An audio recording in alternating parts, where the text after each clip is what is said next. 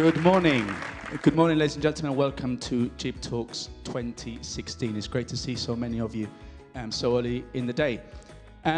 It's Valentine's Day weekend, and what could be more romantic than listening to any of the speakers that we've got gathered for you today? Over the next 7 hours, with an hour's break for lunch, this theatre will echo with the sound of Gibraltarians who have all come here with something to say. Our 17 speakers will be telling stories, sharing experiences, communicating ideas, and expressing opinions, all in the hope of generating debate and discussion and to get Gibraltar talking.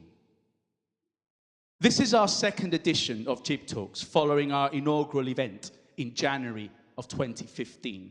So that indicates that it must have been felt that there was some kind of value to an event of this nature. And judging by this response, I don't think I'm the only one to think that.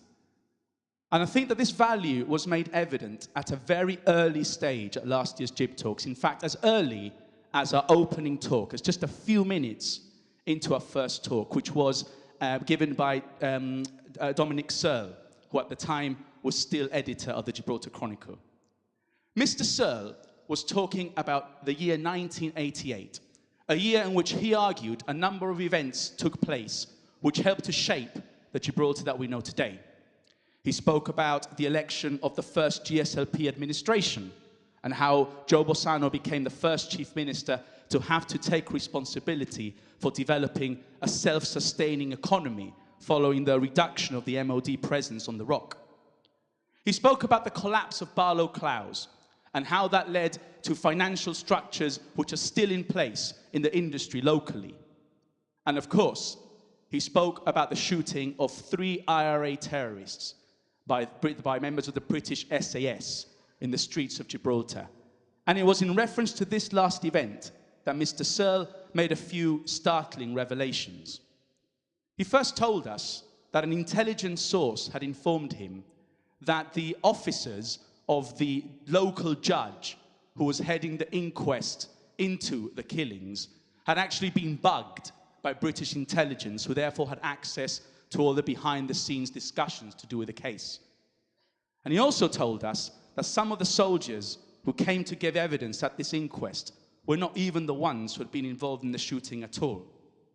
Now, when Mr. Searle revealed this information, Seamus and I looked at each other backstage and our jaws dropped. If these were the kinds of bombshells that were being dropped this early into our first ever GibTalks, then what would the rest of the day have in store? Well, we were not to be disappointed. From Danny Feetham's moving account of the stabbing incident that left him literally millimeters from losing his life, to Peter Montegrifo's inspiring words about precisely how to live one's life, to Humbert Hernandez's powerful tale about the time he spent in prison because of his fight against conscription, to Mary Chappie's quirky study about the relationship between gender and neurons, to Darren Farr's worrying predictions about population growth in Gibraltar, and many, many more. I think that those of you who were here last year would agree that GibTalks 2015 proved that there is a demand for listening to people speak with intelligence, with openness, and with honesty. And that is exactly what GibTalks 2016 is hoping to emulate.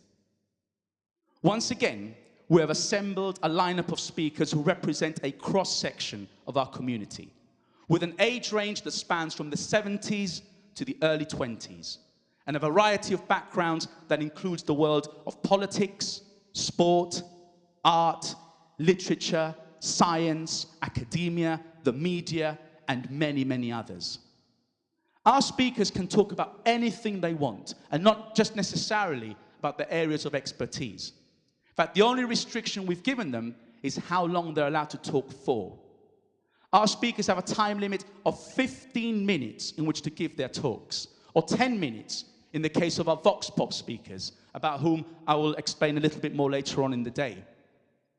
They have a screen up there in the balcony that counts down their time. There's a traffic light system here that turns red. There we go. That doesn't mean my time is up, I hope. There's a traffic light here that turns red when the time is up. We have a kitchen timer here on the table that will go off as well. And if they still don't take the hint, then we have what we have come to know as Seamus's horn, which he will play for you now. And I beg our speakers, please do not give Seamus the reason he desperately wants to use it. So what role do you play as our audience here at GibTalks 2016? Well, when we have people talking, we should have people listening. And that is where you come in. We want you to listen to our speakers. We want you to reflect on what they have said. And we would like you to take some of the ideas that you have heard today and share them with your family, your friends, and your colleagues. Sit back, relax, and above all, listen. Because today, Gib talks again. Thank you.